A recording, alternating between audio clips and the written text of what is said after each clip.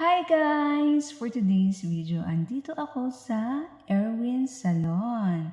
Dito yan guys sa 3rd floor ng SM City, Bacolod. So ayan, magpapaganda muna ako.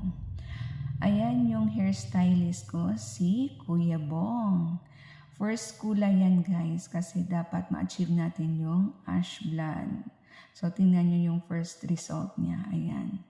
Sobrang maliwanag yung kulay. Lalagyan siya ulit ng kulay ni Kuya Bong. Ayan, nilalagay na yung ash blonde. Yung last na pakulay ko guys is September pa yon. Si Kuya Bong din yon. Highlights lang yun guys. Tingnan nyo yung result. Ayan na. Sobrang nagandahan ako sa result guys. Ang ganda ng labas ng dati kong highlights. Ayan, parang nagpabalayage na ako. So, ayan. Sobrang ganda talaga guys. Pinaputulan ko yung buhok ko kasi para matanggal yung dry sa dulo ng buhok ko. So, pinaiklian ko siya.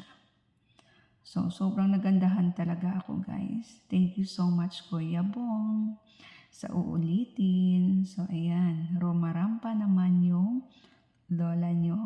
Ang ganda kaya guys. Sobrang nagustuhan ko talaga yung gawa ni Kuya Bong.